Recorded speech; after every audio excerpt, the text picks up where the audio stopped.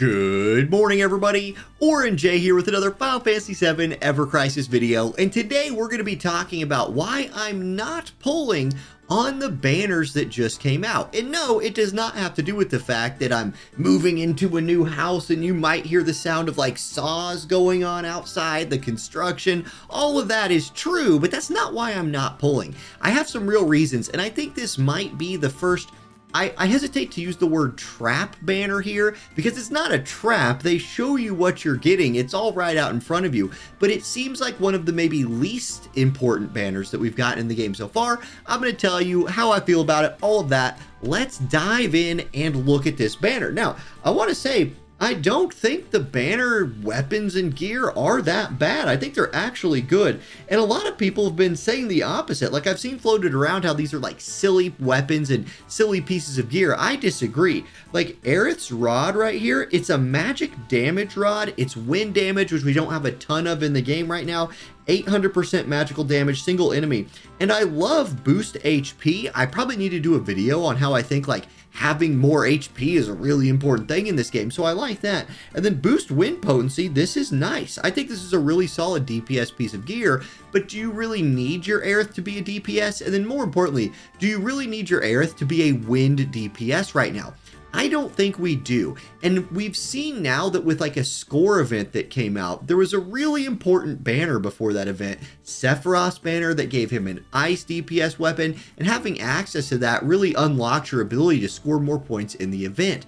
I don't see a score event attached to this weapon, and I'm not an Aerith player either, but this feels like something that's just going to be added to the general pool, something we can probably pick up later, and there's no pressing need to get it right now. So I think it's good. The stat line on that, look at that, 552 magic. Now that's if you get this thing fully maxed out, but it's a lot of magic. I like the HP. I like the wind attack on it. It's fine. It's a fine piece of gear. And then Matt's, I really want to talk about this one because I've seen a lot of people saying that it's silly for Matt to be a physical DPS. Guys, I run Matt as like a healer, but his secondary job in my group when he's healing is as a physical damage dealer, and this weapon will really help him do physical damage, not just as a like main hand weapon, but also as a sub weapon. Boost physical attack is a really important sub skill for boosting physical attack damage. And then I like boost physical ability potency. This is the command stance you're in, the physical command stance, plus 80% on there. If you were to like main hand this on Matt, the healing stat 201's a little low, but 549 maxed out physical attack. Again, not that you're going to have this thing maxed right away, but you can see it does lean more physical attack. Sure, you might not be as good of a healer, but this will really help him do damage. It's a 720% non-elemental damaging attack, which isn't very high, but it has that sigil on it. And so 720% physical attack, it's not that like 900% that we've seen on some other weapons, but having that sigil on there could be really nice. At some point, eventually, maybe, but I don't see a super pressing concern to have that like right now. So even though I'm a Matt player, and even though this would kind of fit a lot of the things I like to do with my Matt, I just don't think this is something that I need right now. I will just pass on it. Now let's look at the gear, or the outfits, excuse me.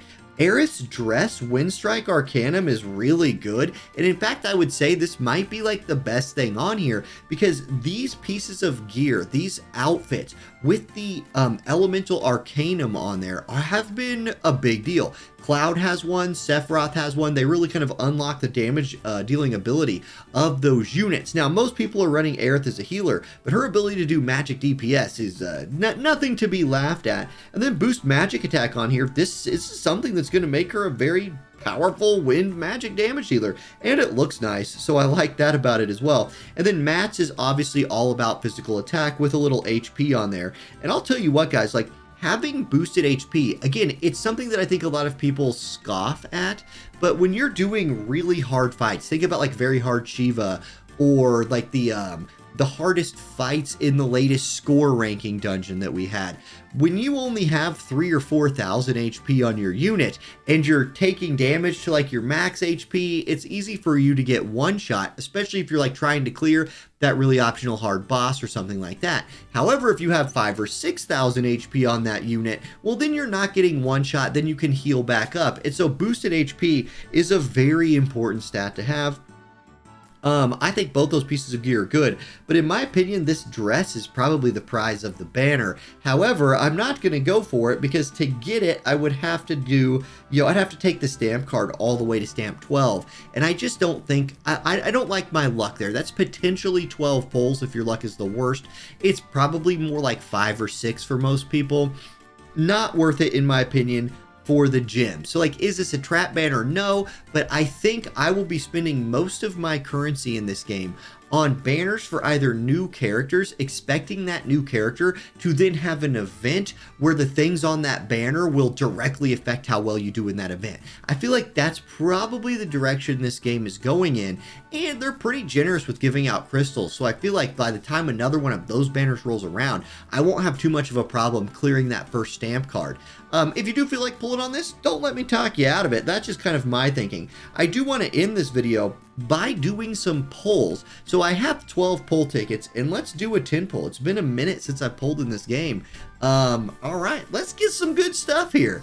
I'm sorry the evercrisis videos have slowed down a little bit as my channel has slowed down a little bit. If you only watch for evercrisis stuff, you might not know that I am right in the middle of a big move. This is actually a new office, so again, if my voice sounds a little echoey or a little weird, still getting all the acoustics worked out as I move stuff in. You'll get that soundproofing on the walls, all of those things, but there's just so much to deal with in that regard. Okay, Cloud's gonna block the sword from the Iron Giant. He's gonna step back. Give me the 77,777.